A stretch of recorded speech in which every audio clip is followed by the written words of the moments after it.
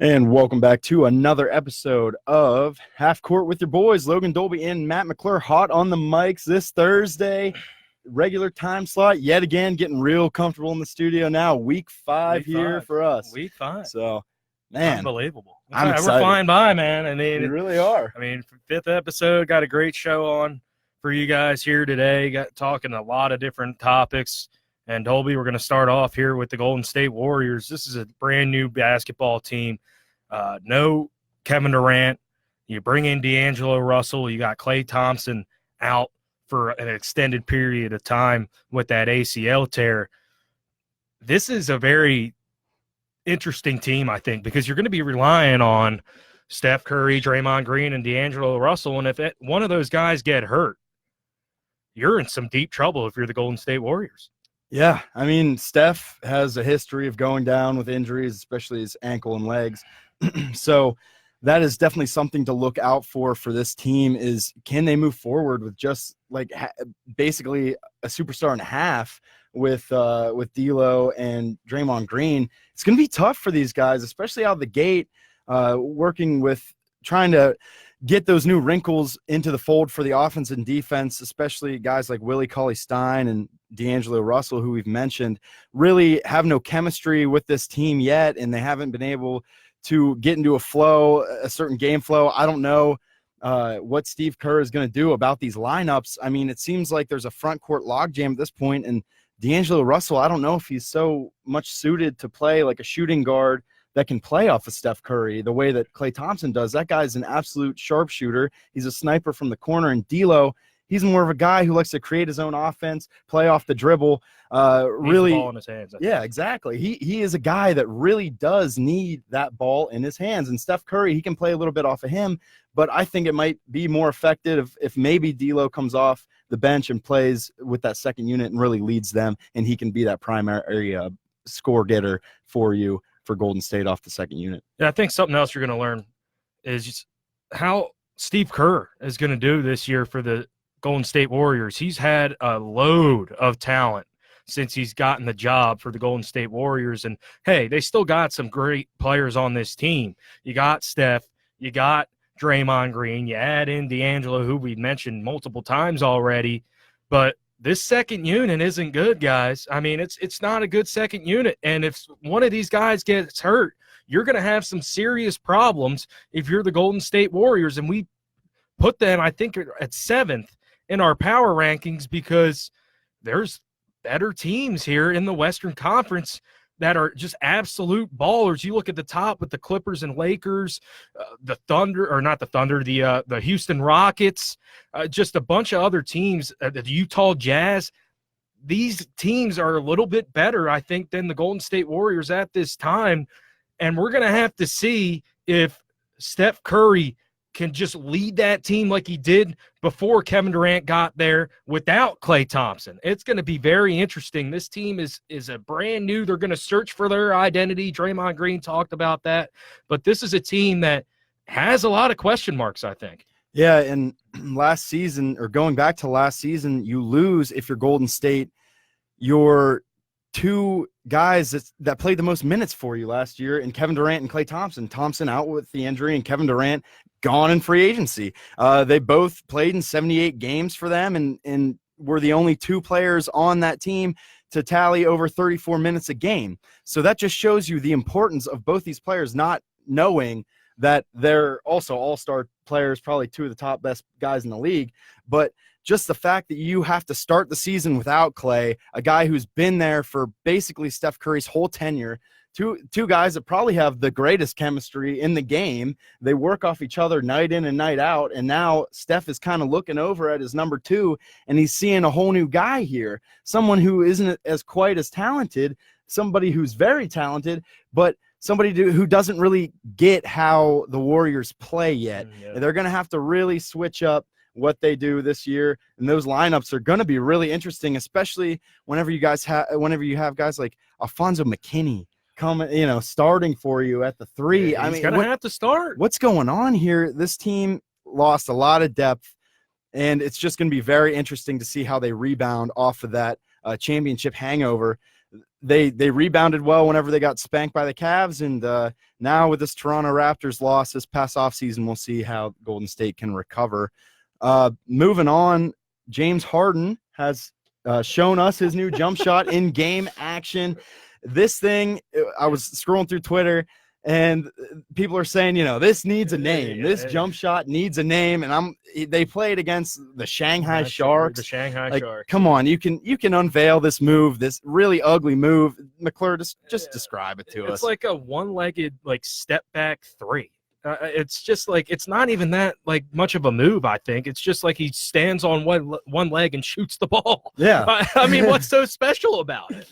Nothing. It's running. He has no balance. He's a lefty. He's shooting it, and he was running right. Yeah, he was staying the wrong way. Yeah, that's already unorthodox there.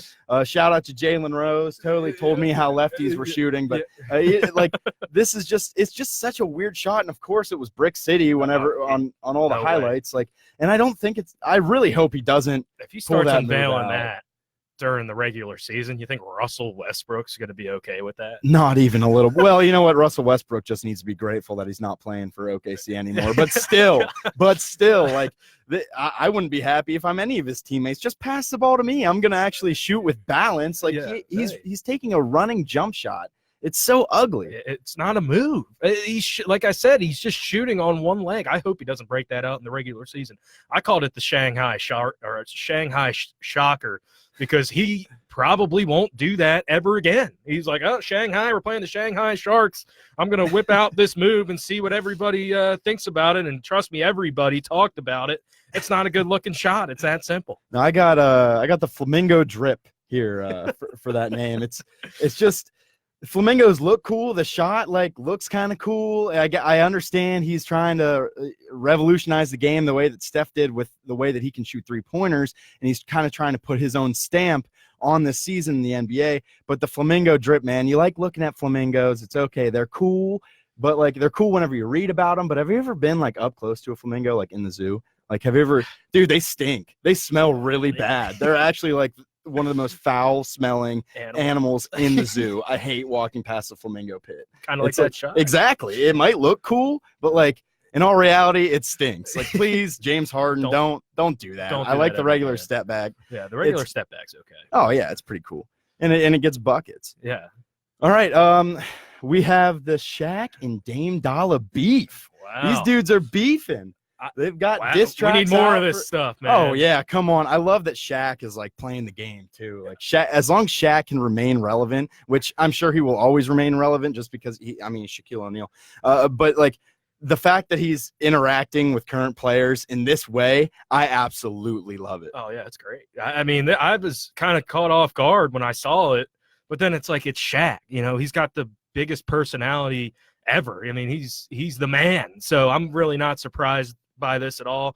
And he had some bars, Dolby. I mean, what he rapped over the "What's the Difference" beat with Eminem and Dr. Dre, it was pretty good, man.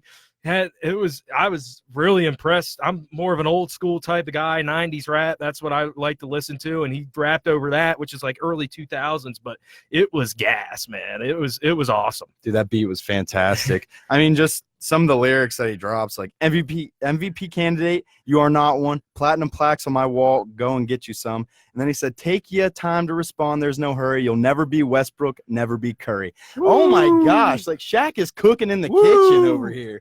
This big man, big fella, he's got some bars here. Yeah, he's cooking up the spaghetti and meatballs with that beat. I mean, with that rhyme right there. That's man. Barbecue chicken. Yeah, that's barbecue chicken right there. But the thing is, people forget, Shaq's a platinum artist. His first album that came out was certified platinum, and then he followed it up with gold. So, I mean, the dude has experience in the rap game, and it's pretty good. Yeah, I just discovered it literally this week. Yeah, I heard the rap battle, and I was like, oh, I wonder if Shaq has other music, and he did, and I'm like, dang, man, this is pretty good stuff. But Damian Lillard, I mean, he came back pretty hard with his.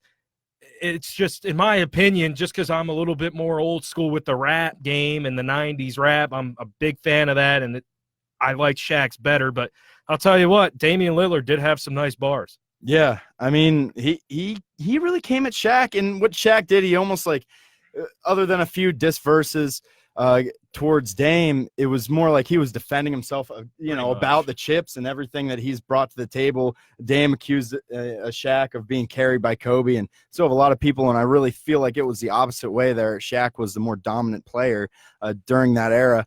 But, I mean, Dame, he came with some heat too. I mean, you big man hating, mad at my existence, had a song with Bad Boy. Well, I'm Jordan to the Pistons, as we all know.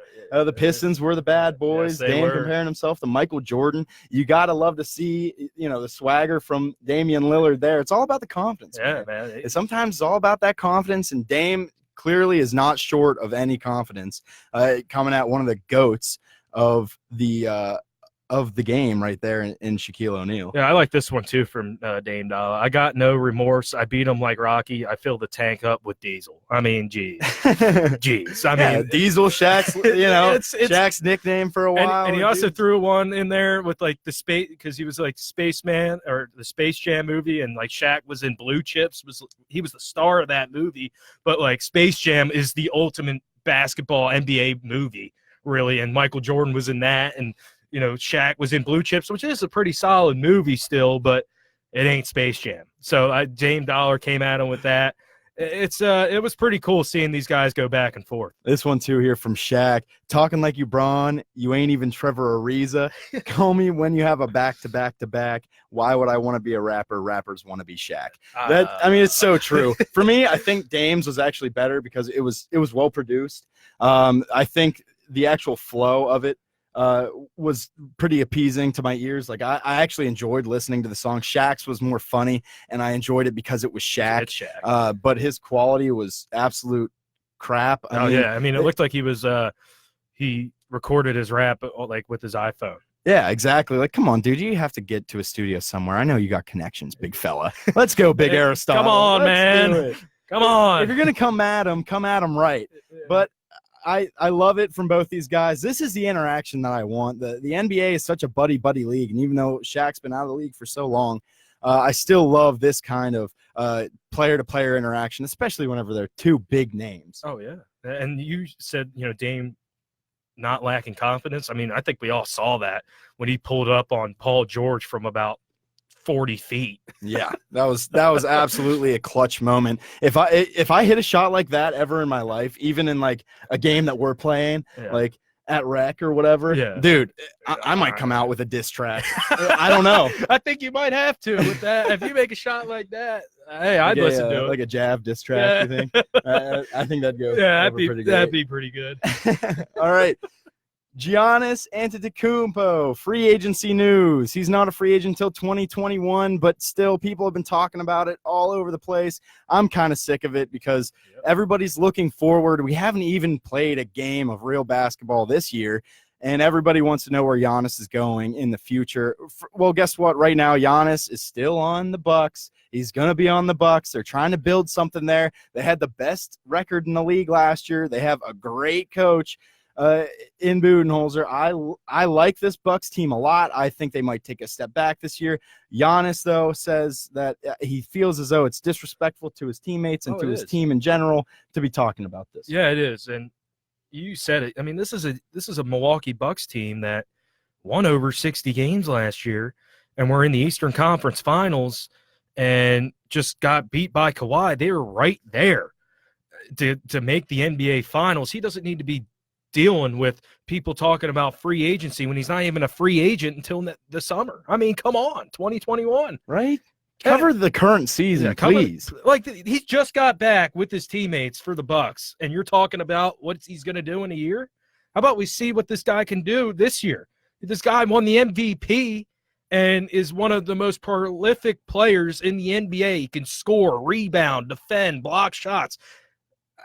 This guy's big time, and I think he's going to have a great year this year with the Milwaukee Bucks, and they're going to be right in position to get to the NBA Finals like they were last year. They're right there with the Philadelphia 76ers and some of these other teams in the East. They're probably one or two. I mean, what are we talking about here? Yeah, I don't get it at all. I hate it. I hate that they're talking about this right now, that this is the news, but this is the reason why is because there's nothing going on the court right now. So everybody has to focus on, everybody wants to write that next like above the curve article They all want to get that interview that's going to break a lot of news. I love that Giannis is just refusing to answer questions about this because he doesn't have to. And like he said, it's disrespectful to his teammates. This team is a very good basketball team. You don't need to be throwing stuff out there like, oh, yeah, I'm looking at this team, I'm looking at that team. And I like how he's maintaining leverage for the Milwaukee Bucks. So many times you see now players that are looking to move in free agency announce it right away. Anthony Davis with Paul George. These guys took away so much leverage from the teams that they were currently on. It really does a disservice to the fan base. It really does a disservice to the guys that they're playing with. And right now, Giannis is looking like a very good team player for the Milwaukee Bucks. Oh, yeah. I mean, you said it right there. You saw it with Anthony Davis and the New Orleans Pelicans. And I think I read somewhere that he might not even be set on the LA Lakers after this year. So, I mean, like that's what I saw. Exactly. Like, what are we talking about? Let's play this year. It's just guys doing, what they want. Yeah, exactly. It's a star-driven league, not really a team-driven league. So that's the product that you're going to get on the court. I feel like it makes it interesting, but in cases like these, I'm pretty sick of it. The Knicks, they struck out this free agency. We covered that. Early in an earlier show, not getting any of the big names that they wanted to target this last free agency, but their upper office is claiming that this offseason was a success. What? I don't get it either. You sign, are you kidding? A bunch of small deals and little contracts. What? Are you serious right now with that? This is unbelievable that their higher ups are saying that it was a success when you heard back in the back last year that KD was coming here, Kyrie was coming here, and the best player you bring in free agency is Julius Randle? Really? Really? That makes no sense to me that you can say that with a straight face if you're the New York Knicks.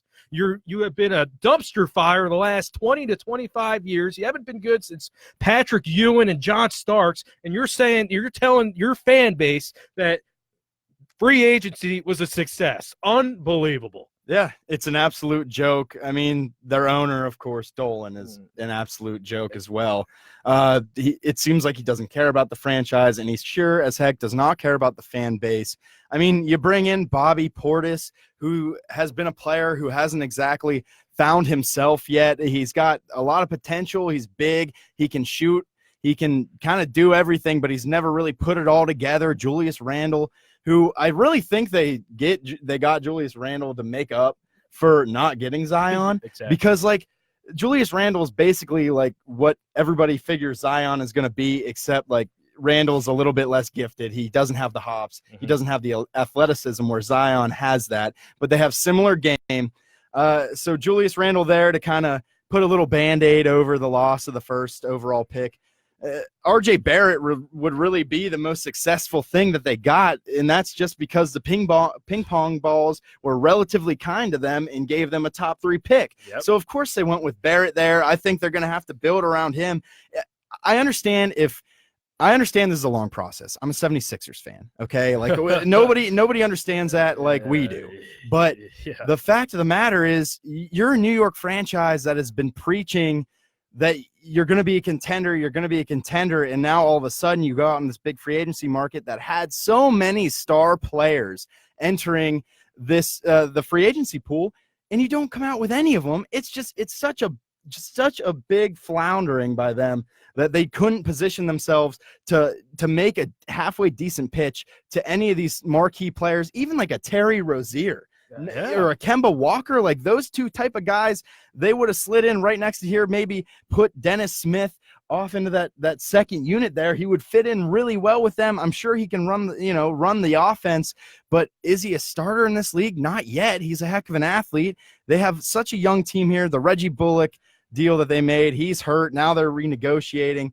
This is just I'm not a big fan of their free agency moves. Marcus Morris says that they're a bunch of dogs. Okay. They're going to be smelling like a bunch of dog, on the court. I'm telling you, this is not going to be not a great looking team. Unbelievable. I mean, this ticks me off because, you're sitting up there saying that with a straight face. And, oh, by the way, KD and Kyrie went to the Brooklyn Nets, your rival in New York.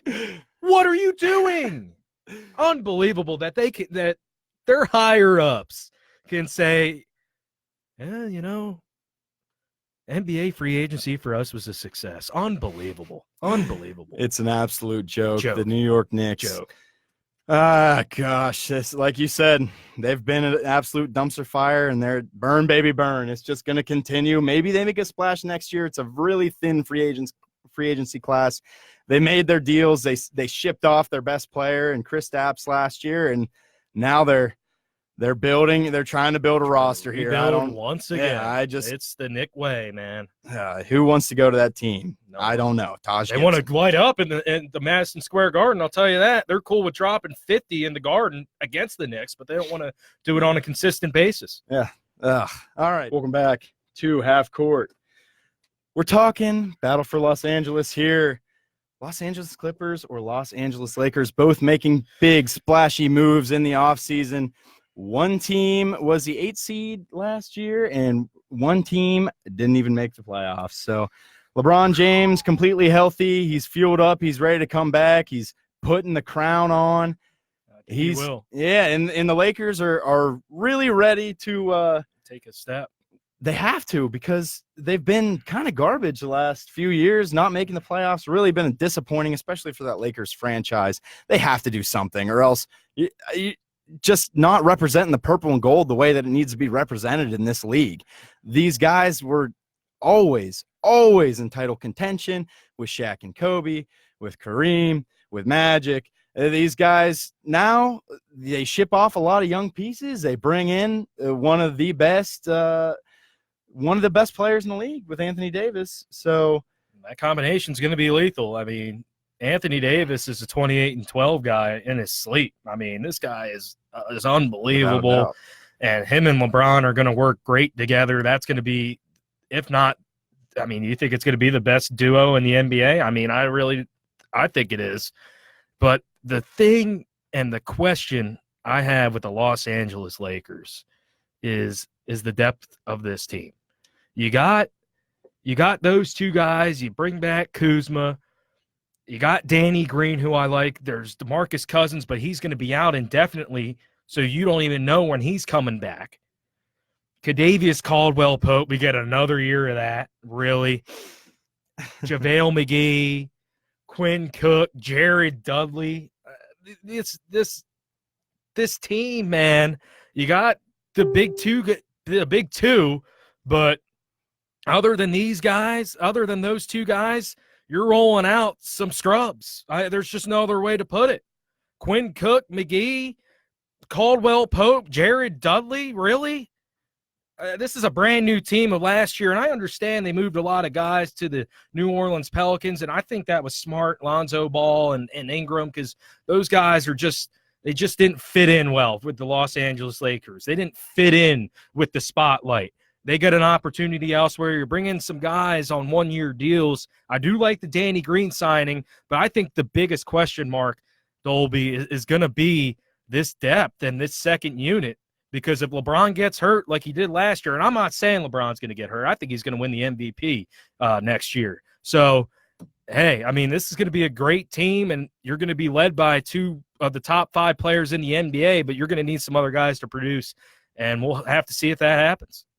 All right, so between the two Los Angeles teams, between the Clippers and the Lakers, who do you have as a better team? Who do you think is going to go farther in the playoffs?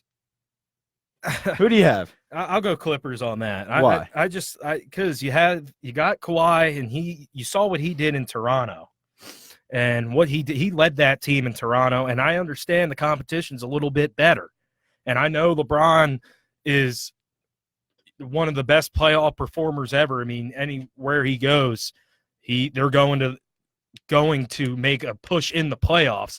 But this team, and you see with the Clippers, they were an 8 seed last year without these guys in a loaded Western Conference. I mean, you got Lou Williams on this team now still. I mean, Mo Harkless, who made some good pieces or made some big plays off the bench. Landry Shamet, who came from Philly, he can hit a few threes. Paul George, who's going to be out, I think, till November. but hopefully he's healthy. And the question with him is his playoff. He stinks in the playoffs, or he has stunk in the playoffs the last few years. So I just like this. I like this Clippers team a little bit better. I'm a fan of Doc Rivers. Kawhi's there, and he knows how to lead by example, and it might not be vocally, but by his play. That's why I'm taking the Clippers over the Lakers thus far. No way. I got the Los Angeles Lakers for sure. They're the best team in LA. They have the king. The king is going to be completely healthy. He's going to be completely fueled, and he's got better players around him. He's got Anthony Davis, the best center in the league / power forward. He likes to play the 4 more than he likes to play the 5, and I don't blame him because that's more of a fluid position. He can play from beyond the arc. He can play in the post. He's going to beat you up wherever he is. He can guard any player down low. He's great on the defensive end. LeBron James can be great on the defensive end if he wants to. I know he takes plays off at times or even games off at times, but it doesn't matter when you're the best player in the league. All this Kawhi Leonard hype, yeah, he just won finals MVP. Yeah, he just took Toronto to the finals. They beat a Warriors team that was beat up, completely beat up. They got past the 76ers, who's a pretty good team, and the Bucks. Yeah. So, I mean, so what about the 76ers? Joel Embiid played terribly. No, if Joel Embiid played to his potential, 76ers would have won that game in 6. Yeah, I agree. Would have won that I season agree, in but 6. that didn't happen. I agree. I totally agree. If Embiid played like we knew how he'd play, they would have won that series in 6 games, but he didn't.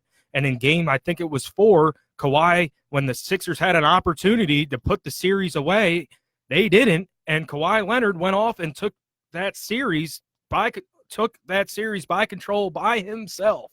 And that's why they went on to win the NBA title. If they would have lost that game 4, I think they would have been knocked out of the playoffs, and I wouldn't be sitting here saying the Clippers are the better team in LA, but it didn't happen. And look, and that's why I think the Clippers are the best team. And that's what I'm saying is that, like, this Clippers team is so hyped, and I understand they gave Golden State a really good show whenever Golden State was completely healthy. But I'm not really a big fan of what they got going down low. Ivica Zubac and Montrezl Harrell, JaMychal Green, who's expanded his game a little bit. But, I mean, are these dudes the guys that you want going up against Anthony Davis or even a Dwight Howard, who I think his second stint in LA is going to go over pretty well? It's not the same team. I don't think so. Instead of Kobe, who loves to hog the ball, you have LeBron, who's going to feed all of his teammates. LeBron's playing the point guard this year. So whenever you look at this lineup, you got Rajon Rondo coming off the bench. You got Danny Green at starting shooting guard. Then you have Kentavious Caldwell-Pope or Kyle Kuzma, which both those dudes can ball. Kyle Kuzma just signed that fat contract with Puma to become the face of the company, which great move by them because I think he's about to absolutely blow up this year with another year of experience. And then you got Anthony Davis and JaVale McGee. That is a great starting 5, especially against the Clippers, who I think are going to get eaten alive down low with that McGee-Davis combo and then bringing in a fresh Dwight Howard. He's going to be blocked. You got 2 premier shot blockers and 2 premier defensive players down low. That's a good point. Now they're not guards, so they're not going to have to switch a lot. They're not going to have to come out of the paint a lot. But if you can get those guys in the paint and really play good, solid defense, Danny Green is a good defender. James is a good defender. Rondo can be pesky. Kentavious Caldwell-Pope, we know what he can do. And not even talking about Avery Bradley, which is he coming off into the second unit? I think he should. Is he going to start some games? It'll all depend on the lineup. You have so many good matchups. Jared Dudley's been there, done that. He can shoot. Jared Dudley stinks. Oh, come on. He's been there and done that. He's not going to get that many minutes, but he knows what he's doing whenever it comes to crunch time. I don't think he's going to hurt this team. And Troy Daniels, who's an absolute sniper that they signed this offseason. I love this Lakers team. They are so talented. I mean, I think they're going to be good, and I like that point there. On the front court with the big guys. I think that's going to be a big key if they would play each other. And Dolby, we got a question here. Do you think if the Clippers and the Lakers would face each other in the Western Conference, what do you think would happen there? Well, I think. Well, first of all, the ESPN would go nuts. I think you would get a lot of really good segments from like Stephen A. Smith and Max Kellerman. Oh yeah, Or it would be crazy, dude. It would be crazy. That's just the first take. From the second take, I mean, these are two LA teams that have kind of been in the dumpster a little bit. The Clippers had really bad, early 2000s until they got Blake Griffin, and the Lakers as of late have not been great. This would be fantastic for basketball. I think anybody but the Golden State Warriors in the finals would be awesome. I would love to see either of these teams move on to the finals. They are my two favorite picks to go on from the West. Should be. I think this series would be fantastic. 7? I mean 6. I think it. I think 7. I'm thinking 7 Here's for the sure. thing, too. I mean, they're going to be playing both at the Staples Center. So yeah, no home court advantage. Home court advantage. And I feel like a lot of Lakers fans would show out to that series if they would play. So I think the Lakers would get a pretty good home court advantage in that series. The whole series. Yeah, pretty much the whole series because they wouldn't be moving anywhere. And they would want to show Clippers fans like LA's the team around here. It's going to be – if that happens, man, and it's the Western Conference Finals, that'll be awesome. And then we see who the best player in the league is. That series would decide who is the best player in this league. I agree. Kawhi Leonard or LeBron James. Yep. And I think LeBron James has at least one more year left in him where he can absolutely dominate any kind of series. And I think this is something that he really gets psyched for. This would be an incredible series. Man. I'm really hoping got this goosebumps happens. Already like thinking about. Great question by your dad there.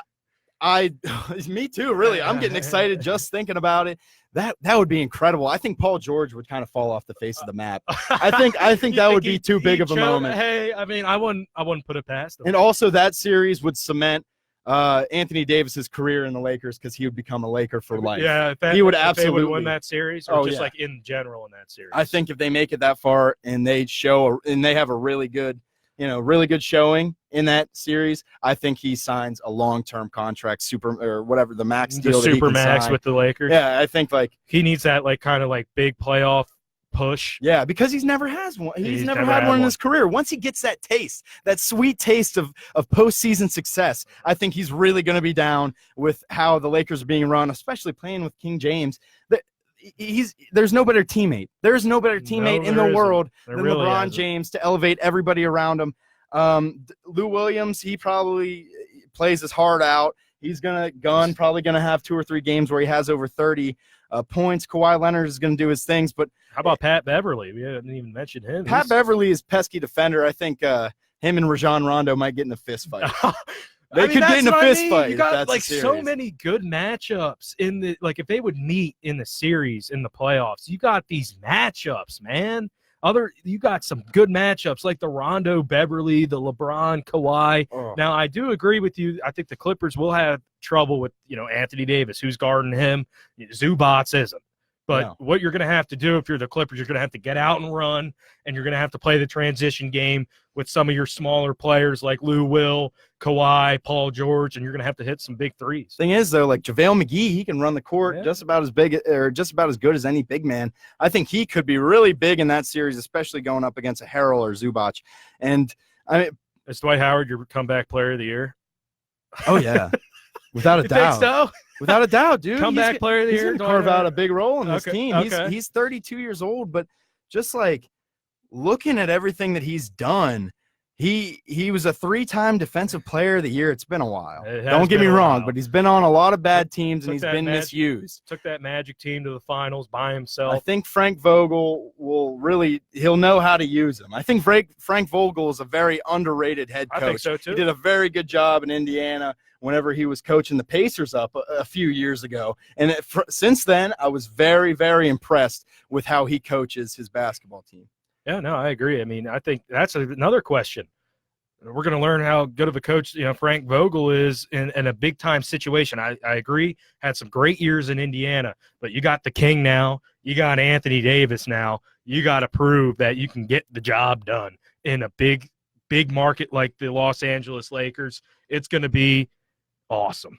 The thing is, LeBron, you kind of get the sense that he is a little bit scared of Kawhi in some senses. You go back and you look at that Heat versus Spurs final. Yeah. Every time that Kawhi takes the court, LeBron is deflated, and that's back in like LeBron's prime. Now he has all the fear in the world. I would hope, because you can't come in and underestimate that guy's game. You have to really bring 150% or whatever you want to say, 10 million%. It's all got to be left out on the court. There's got to be a lot of sweat, blood, and tears if that matchup happens. Oh yeah, no, I agree. And the thing you got to look at too is, if you're the Clippers, man, you're going to have to put bodies on Dwight Howard, Anthony Davis, because you're going to have to be physical with them. You're going to have to get them to play physical with you.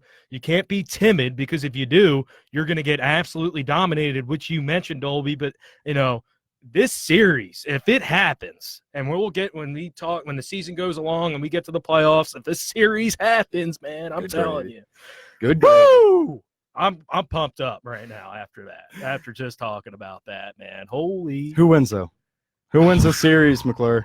Who wins? Come on. Clippers. Yeah, you were on the Clippers. I'm going Clippers, but I think Doc Rivers is better than Frank Vogel as a coach, and he's shown that with the Celtics teams, and now he's got a legitimate team. You got to think about that now. He's got a legitimate team now in the LA Clippers, and they won 48 games without these guys, as I mentioned earlier, and he did a pretty good job in Boston. He would probably tell you that they should have won more titles with the Celtics, and they didn't because they couldn't get past LeBron, and let's see if he can get past LeBron here in LA. He should at least have one title with the Clippers, and that's why I'm thinking that maybe Doc isn't the best coach for this. Because you mean the Celtics? No, with the Clippers. He should have won a title with the Clippers. Right now? Now? Yeah, by now. Back in those years, between whenever the Spurs were coming to the end of their run and Golden State was just starting up, the Clippers had postseason flop after postseason flop, and part of that is on CP3. Yep. And another part of it is Doc Rivers. Yeah. No, Doc Rivers. I do that. not believe in Doc Rivers in LA, and I really think he's going to come up short yet again. Yeah, you're right. He's going to have a great team. I don't think it's this year for them. I think it's the Lakers. It's got to be the Lakers. If it isn't the Lakers, you're going to have some serious issues here. If you're the Lakers front office, I mean, you got a team that should be in the NBA Finals, this year, and if you can't do it, you're going to have some major problems and a lot of question marks if you can't get past Kawhi and the Clippers, man. It's going to be fun. It's going to be fun, man. And you're right on your point with Doc Rivers in the earlier years when he was with the Clippers, and it just kind of flew past my mind because they're not memorable. Yeah, they had too many flops. Yeah, you're right. I mean, they just couldn't get the job done at all. The DeAndre Jordan, the Chris Paul, and Blake Griffin. And JJ Redick said something funny last week. He was like, I can't believe those Lob City Lakers teams couldn't win a title. That's what I'm saying, man. Hey, they couldn't do it. I'm saying he does it this year. Get the monkey off his back this year. The Clippers going to the finals in the West. All right, you heard it here. I got Lakers, and McClure here is on the Clippers. We will see at the end of the year. But all right, guys, blast from the draft. This has become one of our favorite segments here. I absolutely love it.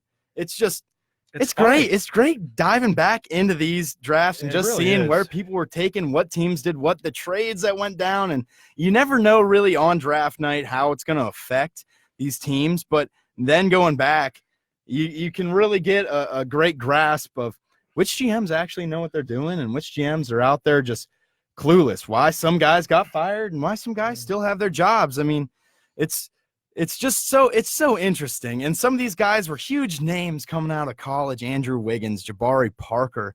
And then, they come into the league and they're not really producing at where they were drafted at. Here in the studio, we typically start with the bust of the draft. So McClure, for the 2014 NBA draft, who featured a ton of big names at the top and also at the bottom. Yeah. Who is your bust of the draft? My bust of the draft is Dante Exum. I think a lot of people thought that he was going to be a big-time player for the Utah Jazz. He's still there. It's just he really hasn't become the best, that big time player that the Utah Jazz were looking for. He's kind of like Emmanuel Mudiay a little bit. He's kind of like that, and somebody that you thought was going to be really good in the NBA. He didn't go to college, played overseas, and then when he went to the NBA, it just didn't work out for him. And he's a serviceable player. He'll come off the bench for you, but here's a guy that you thought could be a floor general and somebody that you can give the ball to at the end of the game, and maybe he can make a play for you. Dante Exum, though, just didn't pan out for him, and that's why he's a bust in my book. He averaged 6.9 points a game, 2.6 assists, shot 41% or 42%. It's just, you thought this guy was going to be better than what he turned out to be. Yeah, you really did. You never know how those international players are going to go, though, even if they're Australian. I mean, you see Ben Simmons, he's Australian. Kyrie Irving, technically, is Australian. So, I mean, you never know. Andrew Bogut, you got what is it? Well, Patty Mills, he also Australian. He also These guys, had good ball players, but Exum never really got to put it together. He just had, and the thing also, he has some great size. So you really thought this was going to be a big guy running the point, being able to come through in big moments and help your team out. And I'm not saying he hasn't helped out the Jazz, but not in the role that he would like off the bench. Yeah, no, I agree. Definitely a bust, especially be taken 5th overall before guys like a Julius Randle or a Dario Saric even. I mean, he hasn't even come hasn't come close to playing the way those guys play. Zach LaVine. I mean, we'll get to all these guys soon enough, but my bust of the draft was Nick Stauskas. Nick Stauskas on that Michigan team in high school or in college looked fantastic. This was a guy who was supposed to really be able to spread the floor for you. He had good length too. 6'6", playing that shooting guard position. He was supposed to be that guy that could maybe be a combo guard for you. He had good handles. He could dunk. He was just really, really shocking to see him play, because you look at this guy in college and it's like, this guy doesn't have game. Look at this dude. Come on, trotting out on the court. And then he comes out and he's splashing threes in your face and making really, really nice drives on you. And all of a sudden he's the number 8th overall pick to the Sacramento Kings, who just have been drafting like garbage in basically every blast from the draft. And now we see why the Kings still haven't made the playoffs in forever. I mean, he played 1 year in Sacramento, then got flipped to the process Sixers, where he really couldn't, make a name for himself. And that's really, well, actually he did. Sauce Castillo, one of my favorite nicknames in all the NBA. Actually, I really like Nick Stauskas just as a guy, because he's just one of those like weird, corny players that I've been watching since he was in college, and I liked watching him in college. But he's just got a really funny nickname in Sauce Castillo. He hasn't really done much, and he played for the process Sixers, but then played for Brooklyn for a little bit, Portland, Cleveland, couldn't really get anything going, and now he's overseas. He's playing in the Euro League, kind of where he belongs. Yeah. Not what you want to see out of your number 8 pick. His stats, just to bring him up here, he's played in 335 games in the NBA. The guy has game, but just not NBA caliber game. He shot 35.5% from beyond the arc. Decent free throw shooter. His efficiency really wasn't what you wanted it to do. Turnover prone. Not really a great player. Not somebody who anybody wants to waste a roster spot on now that he's a little bit older. He's played for 5 teams, guys, and now 6 in the Euro League. So, I mean, he was just a big bust coming out of college. Yeah, absolutely. Then moving on to our gem of the draft. These are the guys that you find in the back half of the draft, or, at the end of the first round, that nobody really knew what they were going to be. And for me, I've got Spencer Dinwiddie. Spencer Dinwiddie has absolutely been lighting it up in Brooklyn. He was great. He got drafted technically by Detroit, ended up in Brooklyn right away, basically. He played 34 games in Detroit before they shipped him off there. But he's done nothing but improve his game. He's been absolutely great coming off the bench for Detroit, or for Brooklyn, excuse me. He was one of the core pieces for that Brooklyn Nets team that has been on the come up. He's still there in Brooklyn. I think he's going to do great things this year, especially with now Kyrie, who's a little bit more willing to dish it out than D'Angelo was. You know, so I really like Dinwiddie. He's just a great spark plug off the bench. If a guy like if Lou Williams didn't exist, then Dinwiddie would be probably the leading contender for sixth man of the year every single year. He just brings something. He brings that spark off the bench. If you can't really get anything going, you put Dinwiddie in there, he's going to go. He could drop, 20 and a quarter, no problem. He can catch fire. He plays good defense. Win share of 4.8 last year. Player efficiency rating of 16.5. He gets it done at the free throw line. He gets it done behind the arc. He gets 5 assists per game, 17 points. Could you really ask for much more from your bench player? He was taken 38th overall in this draft. So, I mean, that's really my gem of the draft by how much he's impacted a playoff team. My gem of the draft is Nikola Jokic, 41st overall by the Denver Nuggets. And the thing I'm looking at here is just the improvement this guy has shown since he's been to the league. 2015-16, his first year, he averaged 10 points, 3 assists, and 7 boards. Next year, 16.7 points, 5 assists, and 10 rebounds. 2017, 18.5, 6 assists, 10 rebounds, and then last year, 20 points, 7 assists, 8 rebounds. Unbelievable. Double-digit rebounds. Anyway, this guy picked number 41st in this draft. You have got to be kidding me. I mean, how do you pass on somebody like this? Now that you look at it now, this guy is the cornerstone of the Denver Nuggets. He's an elite passer. He was doing it. I saw a video of him in training camp. I saw Michael Porter Jr. He passed it to Michael Porter Jr. in training camp. Good to see him in training camp, by the way. But exactly, I love that. Nikola Jokic, this guy is an elite passer, one of the best, probably the best passer as a big man in the league. This guy is just unbelievable on the basketball court. And the fact that he was dropped to 41st in this draft, I bet a lot of people didn't even know he was a second rounder until hearing this show. You're like, he was a second round pick? Yeah. Unbelievable. He's my gem of the draft. You think that he had been a top 10 pick, if not a top 5 pick by the way that he's producing. This dude, he reminds me a lot of Arvydas Sabonis. Huge, big man, banger from Europe. He could do everything, man. His passing was bar none as far as big men are concerned. That's how Jokic is. Every time he touches the ball is exciting. I absolutely love watching him play basketball. And I will get to him later on during this segment. But then we'll get to the smart pick of the draft. And this is the pick that, it's not quite the gem because they weren't taken as late as some people, or this is a guy that the team just was really smart to take. It was something that they cut through the BS of all the media. They really just found their guy. They targeted him in. They're not going to listen to the hype around one guy over another guy. They saw they would fit the system. And for me, that's Joe Harris. He was drafted by the Cleveland Cavaliers. And I remember watching him as a rookie. My favorite player, Lumber Joe. This dude is incredible.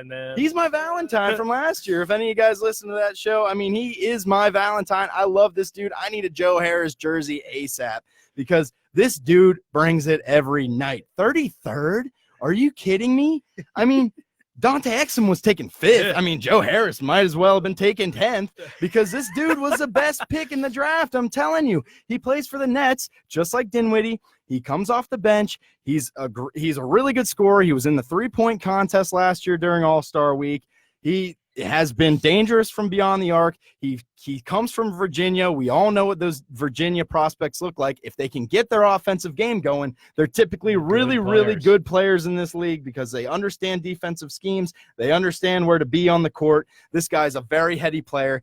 I love Joe Harris. He was the smartest pick in this draft for sure. Anybody who drafted him, I loved watching him play for Cleveland whenever they were bad before they got LeBron James. I wish he could have gotten a chip with LeBron James because that could only take his career resume one step further. But Joe Harris, my boy, you are the smart pick of the 2014 NBA draft. My smart pick is Clint Capella, taken later in the first round. And he fit their system, and he's still on the team now.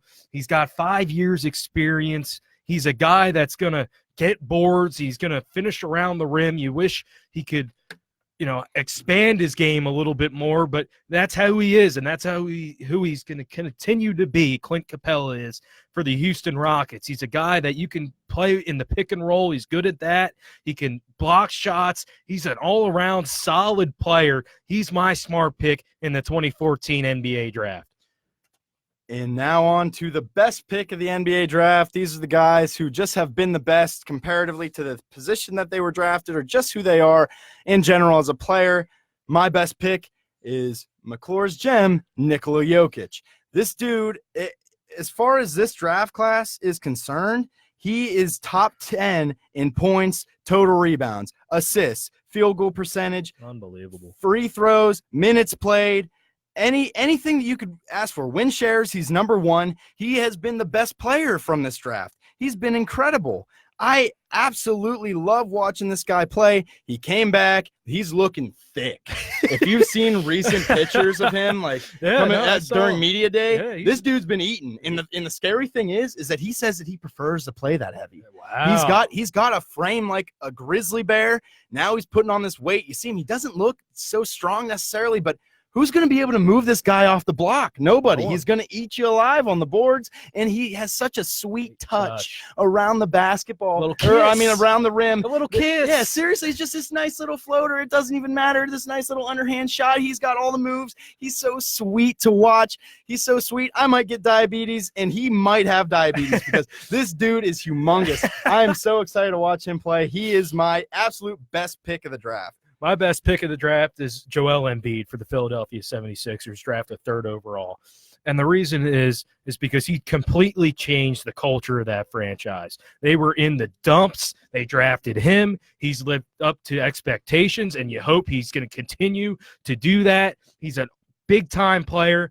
He had his injuries there at the beginning of his career. He's trying to get more healthy. He has gotten more healthy as years have gone by and as seasons have gone by. This is going to be a big test for him this year because he's the leader of that 76ers team. They lost to the Toronto Raptors in the semifinals. I think that helped him, and he is the best player in this draft, maybe outside of Nikola Jokic. I mean, both those guys are just big-time players in this draft, and that's why those teams, the Sixers and the Nuggets, are where they are today.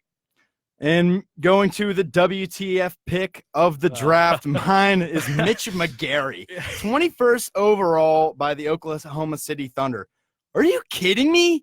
Mitch McGary? This guy wasn't even that great in college, and his best season that he had was that breakout senior season where he was 22 years old whenever he's drafted. He played their center for them in Michigan. Then he went to OKC, played power forward, and he learned, oh, wait, these are professionals. We're not just playing against the Big Ten here. We're not playing against Adrian Payne. Yeah, exactly. Adrian Payne or anything like that, who was taken 15th overall, and another WTF there. But this Mitch McGary 21st, whenever you have guys sitting on the board that are so much better than anything that he could have ever been. Whenever I was watching Mitch McGary, whenever he was in college, I was thinking, this is this dude's ceiling. He's too old. He really doesn't have that much game. And guess what? They draft him and ahead of, dudes that just have been so much better. Bogdan Bogdanović for the Phoenix Suns at 27.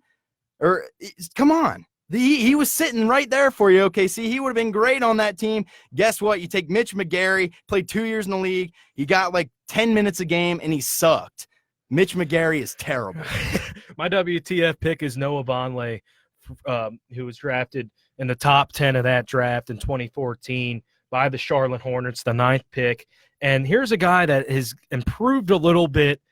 He had a good year in 2018-19. He had 8.4 points and 7.8 rebounds a game. But when this guy was coming out of college, you thought that he was going to be big time. And he was drafted too high, in my opinion, because here's a guy that he went to the NBA after his freshman year. He needed a few more years in college, man. You came out too early. He's like Diamond Stone that I mentioned earlier. He was one of my other WTF picks. Noah Vonleh. He could be better.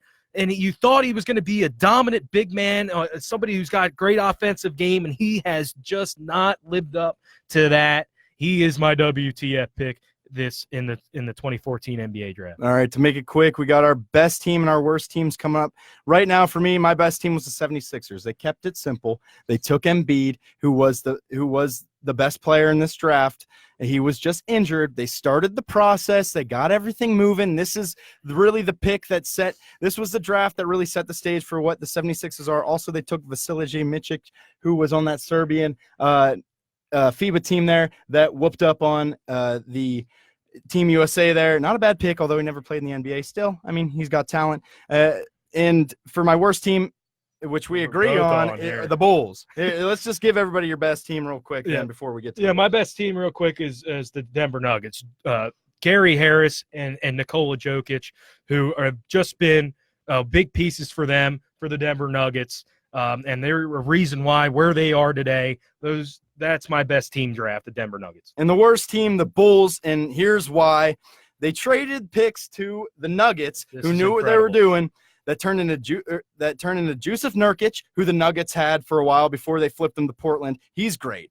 They had the pick that turned into Gary Harris, and they swapped him to the Nuggets for Anthony Randolph, who never played for them, and then for Dougie McBuckets, Doug McDermott. He's been on 4 different teams. Are you kidding me? Terrible draft by the Bulls. And the Bulls are in the situation where they are today because of this draft. They could have had great players to put along Jimmy Butler. Instead, they go ahead and take this kid out of Creighton that sucked. And Anthony Randolph, who didn't play one game for the Chicago Bulls, guys. Oh, my goodness.